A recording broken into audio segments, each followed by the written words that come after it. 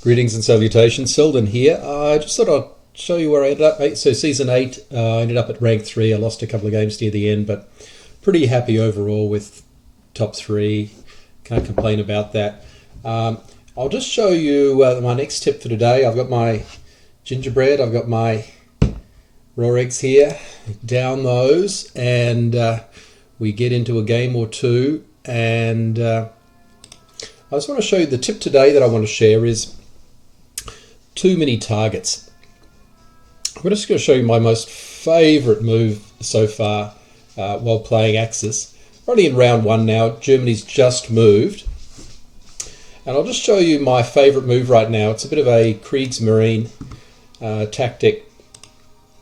The most common move German round 1 is the German battleship to Sea Zone 17 to kill that destroyer and usually dump a couple of German troops into Transjordan. And yeah, it's a little annoying, I guess, for the British. And the other advantage of that move is that it blocks the Suez Canal from the English Navy coming in here.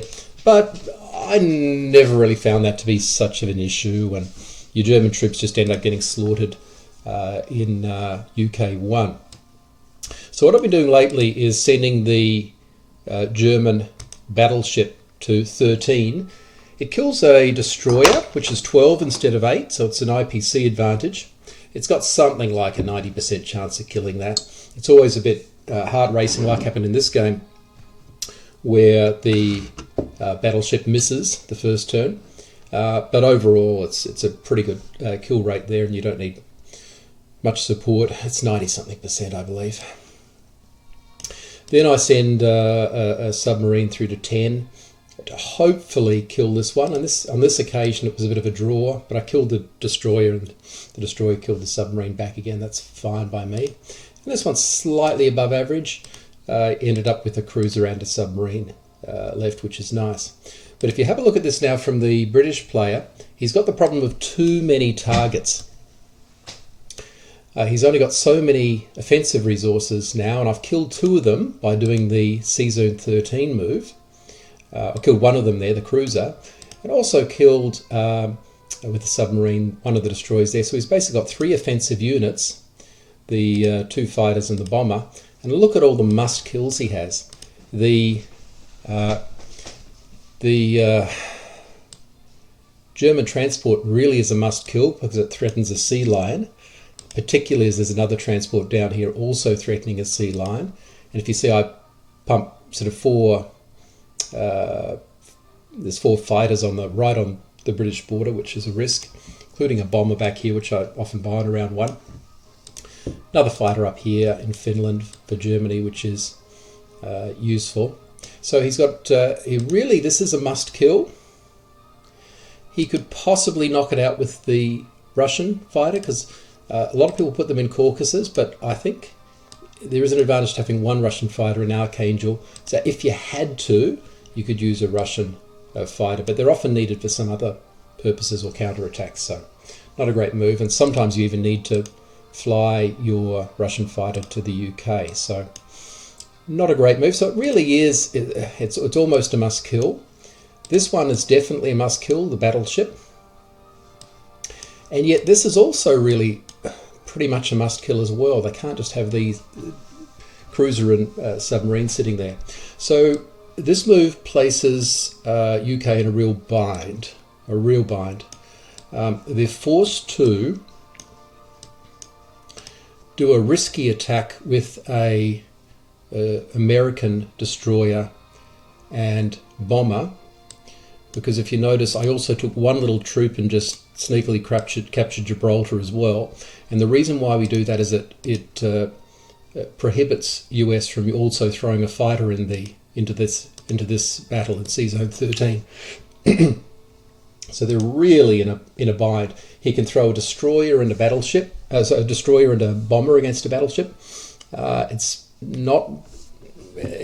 probably got odds on, but it's not a guaranteed victory. And he could end up losing, probably definitely lose the destroyer at least, and could be just a complete whiteout. You really have to get rid of these two. So the advantage of this move is that it just forces UK to hold back on building a transport and navy in round 1, possibly even round 2, possibly even round 3, and that's really an overall objective of the UK. UK really needs to get a surface fleet here, and probably in Sea Zone 7 built ASAP. And where you can't do that, so where UK is relegated back to round 2, 3, even round 2 or 3 or 4, the chances of success for the Allied powers diminish drastically. You really want to dump this in Sea Zone 1, in UK 1 if at all possible. Get a aircraft carrier destroyer or aircraft carrier if the German forces aren't too strong. You do. You could have a aircraft carrier, a transport, and the transport from here. So you've got 2 transports in UK 1 sitting there at the end of UK 1.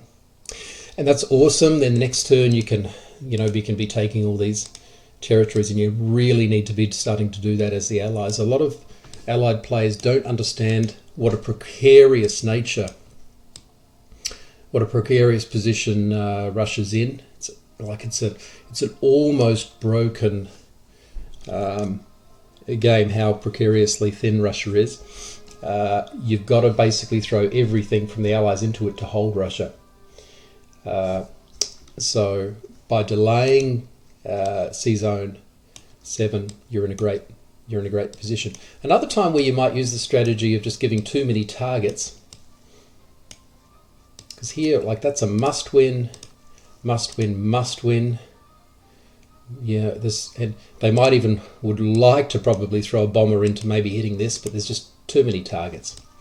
And as a result, UK's in a horrible position there. Where it's used against the Axis is often here. So Russia might leave a unit here in Buryatia. You might have UK leaving some in Burma.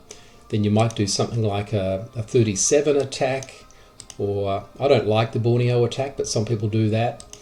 And they start to cause all sorts of, they just give Japan too many targets in round 1. And especially if you've wiped out some of the Japanese naval units in 37, if you do a 37 attack, which I like to do, but some people don't. If you can knock those out too, there's just all the more targets that Japan needs to hit, and they just don't have enough aircraft to do it. So as a result, if you don't have enough aircraft to do it, often you're forced to use ground units. Ground units just end up sitting there at the end of the battle, and they often get wiped out on the next turn. So you want to use, if you're doing light captures, you want to use aircraft as much as possible so they can capture the territory lightly and then just get out of there to limit the counterattack. So that's where we are. So I encourage you to have a look in your games for any times when you can just present the enemy with just way too many targets. Sometimes it's even just large stacks. You might have technically a large German stack on West Russia that's a bit dicey. Russia could possibly wipe it out, but you've also got a medium stack or a reasonable Japanese stack in Kazakh. They just can't hit both, right? And that puts them into a bind. So you look around the map for times when you can just present the enemy with just too many targets. It's a great strategy. Puts them in a real bind. I don't know what I would do if I was UK here. I'd probably have to. I'd probably have to wait until round 2 at least to dump a fleet in 7. Although I hate doing that. I'd probably. I think unfortunately this is a must kill because it risks the sea lion attack. You can get 2 transports from here. 2 transports for this one, 4 aircraft, possibly 5 aircraft, bomber and a battleship, and possibly a cruiser as well. So it's a strong attack against the UK. And I've won a lot of games with maybe lower ranked players, but they just don't see the sea lion even coming, or they just don't depend enough about it. So I think this is a must win. You'd have to, I think, put the UK Air Force against this one, you'd probably have to use the Russian fighter against this one. And the other reason why I like the Russian fighter up here is you can use it in a Russian counterattack when Japan takes Buryatia.